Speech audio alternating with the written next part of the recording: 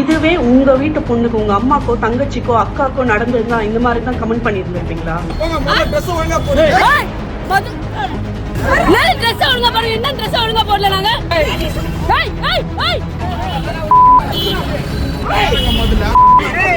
Auto ஓட்டுநரும் மக்கள் நீதி மய்ய கட்சியின் பெண் நிர்வாகியும் தாக்கிக் கொண்ட விவகாரம். ஸ்னேகா மோகன்தாஸ் விளக்கம். நான் அடிச்சது மட்டும்தான் அந்த வீடியோல வந்திருக்கே தவிர அங்க ஆக்சுவலா என்ன பிரச்சனை நடந்தது, எப்படி ஆரம்பிச்சதுன்னு யாருமே இங்க வந்து சொல்ல வரல.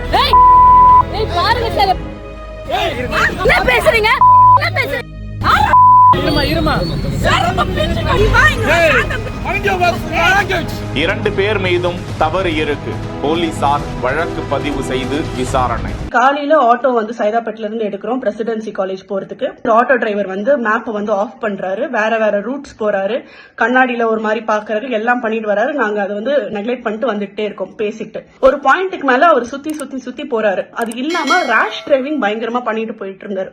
ஒரு பள்ளத்தையும் போயிட்டு எங்களை இறக்கிட்டு எதிரில வர வண்டியை இடிக்கிற மாதிரியும் போயிட்டாரு. அதை நாங்க கேட்கும் போது நீ குடுக்கிற காசுக்கு இவ்வளவுதான் ஓட்ட முடியும் ரொம்ப திமிரா பதில் சொன்னாரு. அப்பதான் நாங்க சொல்றோம் என்ன மரியாதை இல்லாம பேசுறீங்கன்னு சொல்லும் போதே அவர் எங்களை நடு ரோட்லயே இறக்கி விட பார்த்தாரு. கீழே இறங்குங்கடி அப்படின்னு தகாத வார்த்தையில அவர் வந்து பேச ஆரம்பிக்கிறார். அவர் பேச ஆரம்பிக்கும் போதே நாங்க வந்து வீடியோ ரெக்கார்ட் பண்ணோம். அதுல பாத்தீங்கன்னா ஃபர்ஸ்ட் அவர் தான் என் மேல கை வைக்கிறாரு. என்ன அடிச்சு நான் கீழ இருந்து நான் வந்திருப்பேன், அதாவது சைட்ல இருந்து வந்திருப்பேன். கீழே போய் விழுந்துட்டு தான் நான் அவரை போயிட்டு அடிக்கிறேன். அவர் என் மேல கை வச்சோடனே அவர் சொல்றாரு நான் உங்களை எங்க போய் கூட்டு போய் விடுறனோ அங்க விடுறேன் அப்படின்றாரு. அப்பதான் நான் என்ன பண்றேன், ஆட்டோ சாவியை போய் எடுக்க போறேன்.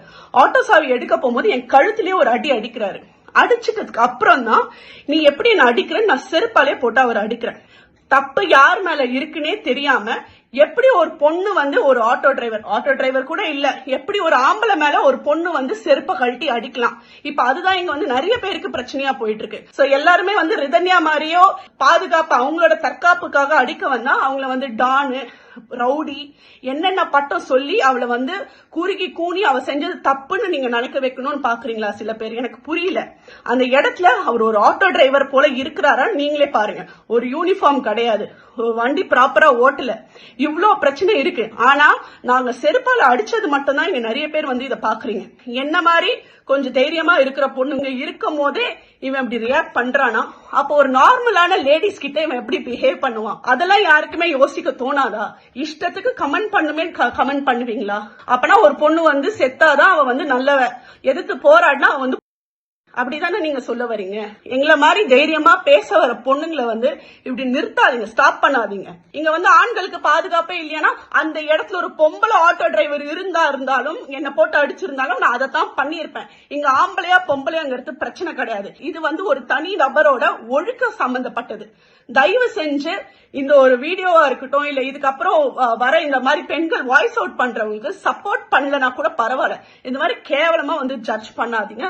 இது மட்டும்தான் என்னோட தாழ்மையான வேண்டுகோள். செய்திகளை வழங்கியோர் GT holidays, Jayachandran, MCR pure cotton club. இணைந்திருங்கள் பிஹைண்ட் வுட் செய்தியோடு.